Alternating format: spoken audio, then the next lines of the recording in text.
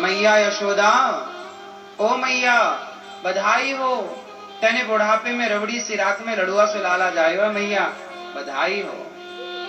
लाखों लाख बधाई दी गई, करोड़ों करोड़ बधाई दी गई। नंद बाबा ने खूब धन लुटाया कन्हैया के उत्सव में। नंद बाबा ने कन्हैया के जन्मोत्सव में गौदान दिया। पहले के जमाने में ना दान पुण्य करना, जब आदमी के बच्चे का जन्म होता था ना, तो बच्चे के नाम से लोग दान पुण्य करते थे। आजकल का आदमी ना कंजूस हो गया, दान पुण्य नहीं करता। पहले बच्चा होता था तो उस बच्चे के नाम से गाय दान की जाती थी, ताकि गौदान करने से मेरे बच्चे की आयु लंबी हो, ये दीर्घ जीवी हो। बच्चे के नाम से भूमि दान की जाती थी कि ये भू स्वामी अर्थात भू इसे मतलब पृथ्वी कृपा करें, इसे पुत्र रूप में स्वीकार करें और ये खूब भूभाग का मां भगवती का पुत्र बनकर ये सेवा करे, मतलब इसकी खूब जमीन जायदाद।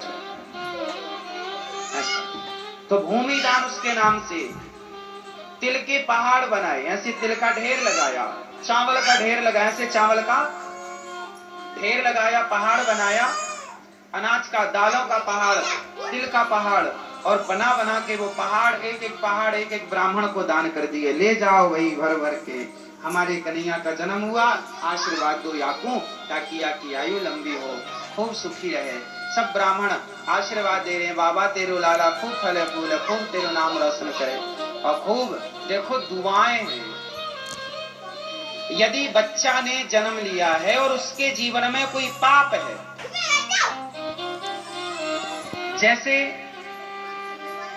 बच्चे माँ बाप के लिए पिंडदान और तर्पण करते हैं, तो पिंडदान और तर्पण का किया गया पुण्य पितरों को मिलता है, उसी तरह बच्चे के जन्म के समय पर माँ बाप जो भी करते हैं वो पुत्र को प्राप्त होता है, वो पुण्य उसे प्राप्त होता है। और यदि कोई पाप लेकर पैदा हुआ है, थोड़ा मोड़ा पाप है, कोई जीवन में संकट है, तो दिए गए उस दान से उसके संकट टल जाते हैं। इसलिए आप लोग अपने बच्चों के नाम से कोई ना कोई पुण्य कार्य अपने बाप दादों के नाम से तो करना ही चाहिए, साल में एक बार पितृपक्ष में, लेकिन अपने बच्चों के लिए भी तो करना चाहिए, उनके भी पाप, क्योंकि जब उनका पाप आड़े आएगा तो बाप करोड़ों की संपत्ति दे के चला जाए, पर पाप के कारण वो टिकता नहीं है। हाँ या ना? ऐसे कितने लोग हैं जिनके बाप दादों ने करोड़ों की प्रॉपर्टी दी पर बच्चे कंगाल हो गए, क्योंकि पाप तो कष्ट देता ही है। पाप से कष्ट मिलता है और पुण्य से सुख मिलता है। इसलिए आप लोग भी अपने अपने बच्चों के नाम से, इसलिए हमारे यहाँ ना परंपराएं रही हैं, जैसे पत्नी अपने पति की लंबी आयु के लिए करवा चौथ और हरितालिका तीज का व्रत करती है, उसी तरह हमारे यहाँ माताएं अपने पुत्र की लंबी आयु के लिए संतान सप्तमी का व्रत करती हैं। अभी चली हुई संतान सप्तमी, समझ रहे? संतान सप्तमी होती है, वो संतान सप्तमी अपने बच्चों के लिए की जाती है कि मेरे बच्चे की आयु, बच्चों के नाम से माँ ब्राह्मण को दान दक्षिणा, गरीबों को, दीन दुखियों को, जो उसकी श्रद्धा है वो सब जीव मात्र को खिलाती है। कुत्ते को रोटी, गाय को रोटी, पक्षियों को दाना, गरीबों पिता के धर्मा। बोलो बाढ़े पूत, क्या मतलब है इसका? भैया बताएंगे। बाढ़े पूत पिता के धर्मा, इस कहावत का अर्थ क्या है?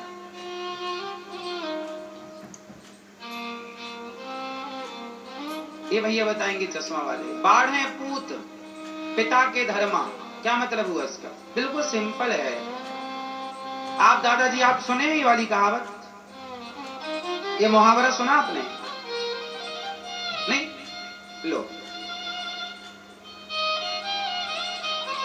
बताओ।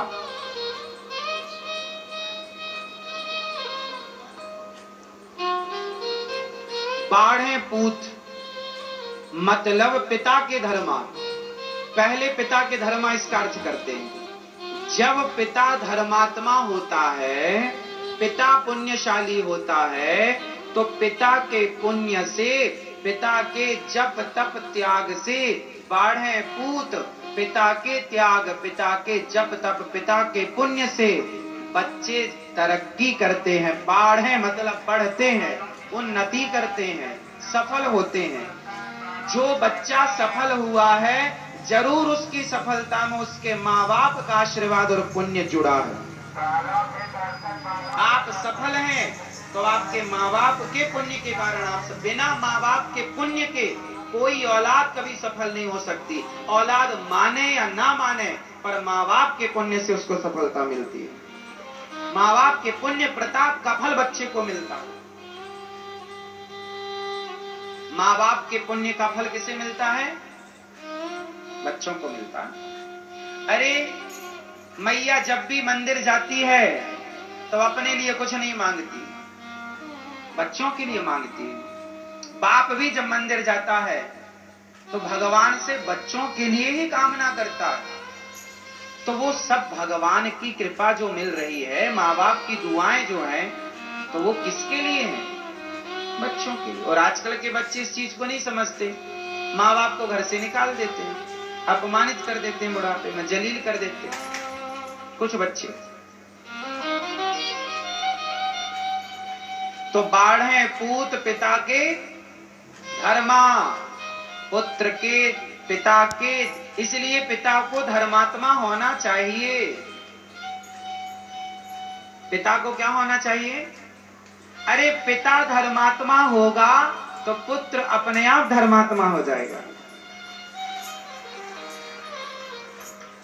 इसलिए आप लोग भी अपने बच्चों के हाथ से पुण्य का कार्य कराया करो, बच्चों के नाम से। इसलिए हम कहते हैं जब बच्चों का जन्मदिन आवे तो वृंदावन में जो संतों के लिए हजारों संतों का जो अन्न क्षेत्र चलता है वृंदावन में, गौरी गोपाल अन्न क्षेत्र, आप एक दिन का अन्न क्षेत्र अपने बच्चों के जन्मदिन पर बंटवाया करो।